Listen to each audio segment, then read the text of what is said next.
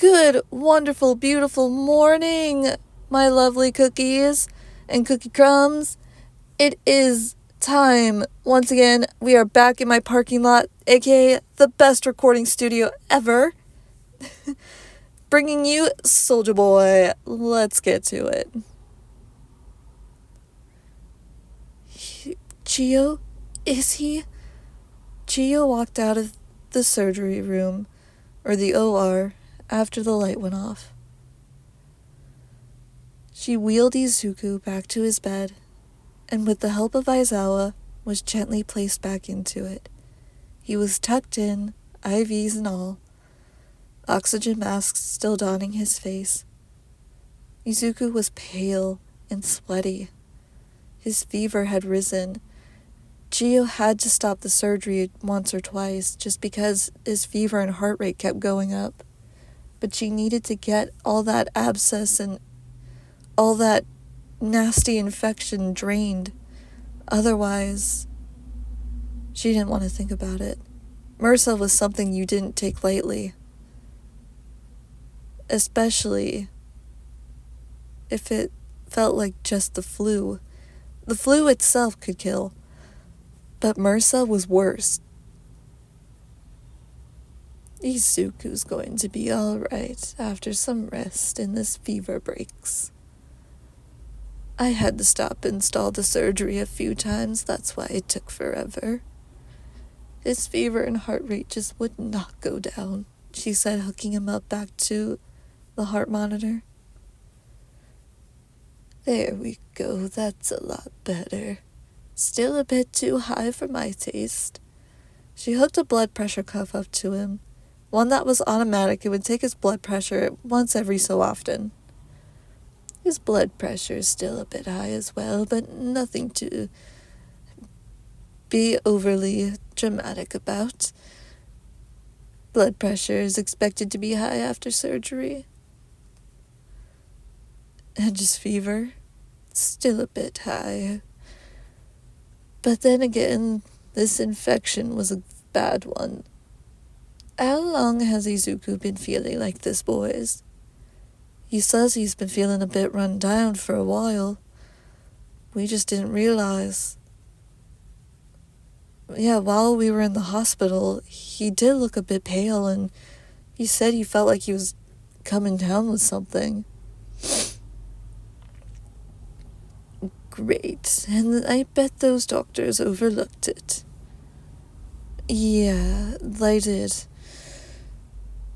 We're sorry, Cheo, we should've. It's alright. MRSA can be particularly tricky if you don't know what you're looking for. He did have a weird bruise, like on his inner leg. That's one of the obvious clues. If you have discoloration anywhere on your legs and it's warm to the touch, that's MRSA. We should have seen that coming, mate. Yeah, I can't believe we didn't. Would you two stop it? As I said, MRSA can be tricky to spot, even when you don't know what you're looking for. Hell, even when you know what you're looking for, it can be difficult. Besides, most people tend to ignore the fact that they may have MRSA just because they think that they just have the flu. Really?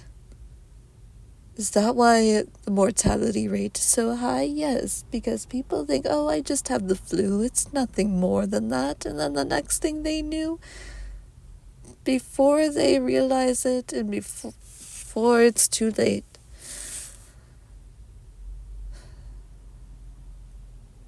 Before it's too late. Oh, you know what I mean.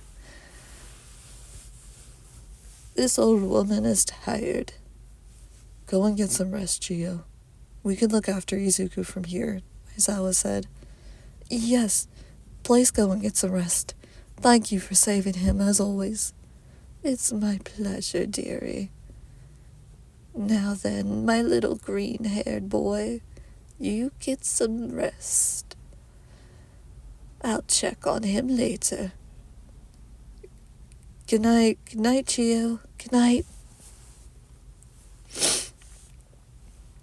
Call me, you've been a bit quiet. You alright? It's just, Izuku could have died. And so easily. How did we not? How did... It's like Chiyo said, Nathan started. Mursa's tricky, even when you know what to do and if you know how to spot it. That and you know Izuku, he could have ignored it until it was too late. Yeah, Izuku's tough, but he's also very stubborn. He would have ignored this, thinking it was nothing more than the mere flu. Heck, he's even had the flu before. Remember? Oh yeah, basic training. I remember that day. We almost lost Izuku then, too, due to his fever. What happened? Aizawa said. Well, they told the story of how Izuku went to basic training that morning not feeling good, and with a high fever already. Izuku was stubborn, and being stubborn. He wanted to train no matter what. He passed out in the middle of doing laps. And the next thing they know, they couldn't get his fever to break. It appeared that Izuku just had a simple head cold. A few days of rest, and he would have been okay. But instead of resting, Izuku decided to go to boot camp, and that just made things worse. His colds had snowballed into the flu, and they were desperately trying to break his fever, but they couldn't. They had almost lost Izuku. Damn, he needs to prioritize his life. Why doesn't he? Because we're quirkless, mate. What? That doesn't mean... I know how you feel, call me. But this is just the way that it is, and the way we feel. We feel expendable. He's right. Quirkless people, they get put into their head that they're nothing more than pawns, that they're expendable, that their lives don't matter. And because their lives don't matter, they just don't put their health and safety above themselves. Man, it's not right, and it's not fair. We know. It's not fair, and it's not right. But it's just the way some people think. Yeah, but at least in America, you guys were treated better. Just because we were treated better doesn't mean that it was all glitter and rainbows. Really? Really? Call me. Even in America, some people felt that quirkless people were still useless. There was still racist and discriminatory people. It didn't end. Yes, the laws were more enforced. But there's only so much that the police and all that could do. He's right. There's only so much. And yeah, we're always going to be discriminated against. It's going to be a thing forever. It's like me and racism. I'm a big black dude, and when people look at me, they think, oh, he's up to no good. Really? When I walk into their store, people look at me cautiously, like I'm about to rob the place. Ain't that some shit? Racism isn't right. Neither is being discriminatory. But it still happens. It's never going to go away. Can we lessen it? Absolutely. We can lessen the blows, and we can all learn to just get along. But there are always going to be those people who just cannot. And those are the people that just want the world the way that they want it. And because they can't have it the way that they want it, they lash out. It's like anything different scares them. That's right, Dinky. A lot of people fear the unknown, and they don't like anything that's different. Anything different, and they panic. Right. It's like years ago, there was that mass exodus with the...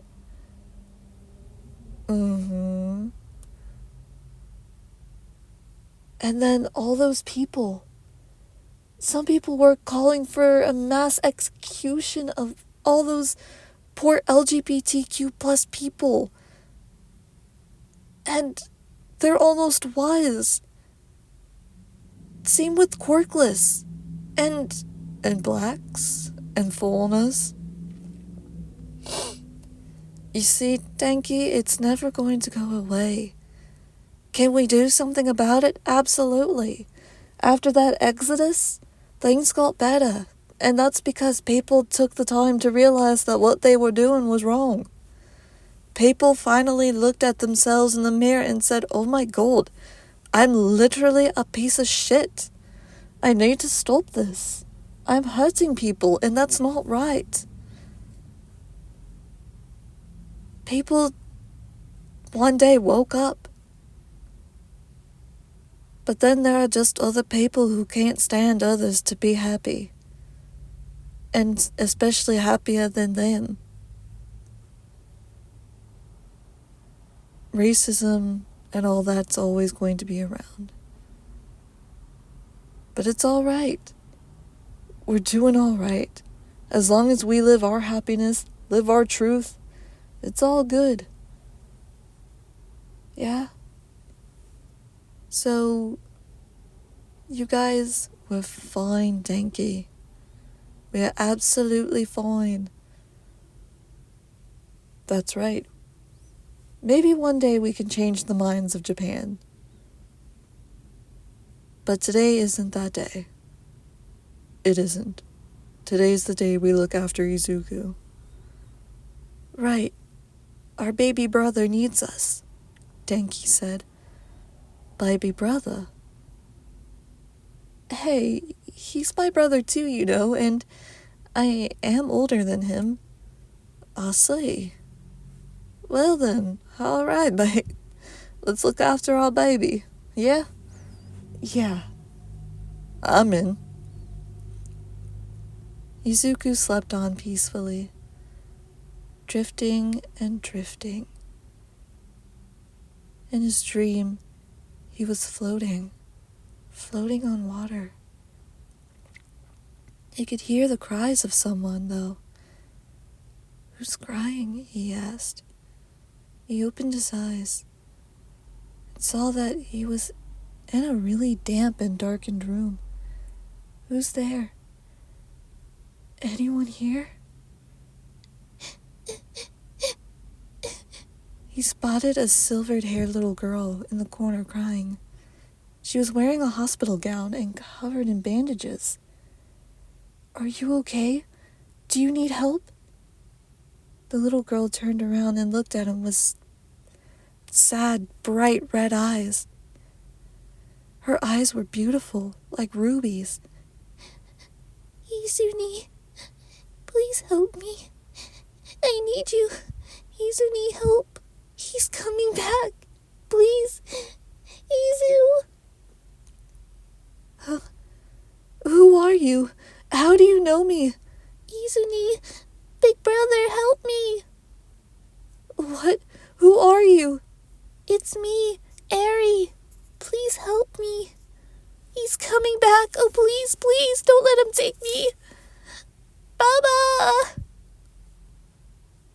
Eri? Harry! Izuku suddenly fell, and he jerked awake in real life. Izuku, calm down. It's all right.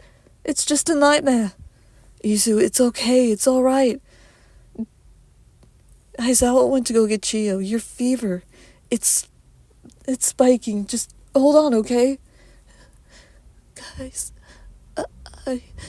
Hey, hold on, Izu. Alright, just hang in there. Dengue. Guys. Suddenly, Izuku started convulsing. Chiyo ran inside quickly and shooed them outside. Alright, sweetie, alright. Let's get you calm. There we go, there we go. Izuku suddenly found himself falling back into the darkness. Who was that little girl? How did she know him? Why did she call him Big Brother? The darkness swallowed him whole. Oh, dang, that doesn't sound good. Ooh, you guys ready for the overhaul mission? It's coming. Alright, those who guessed it right, have a virtual cookie.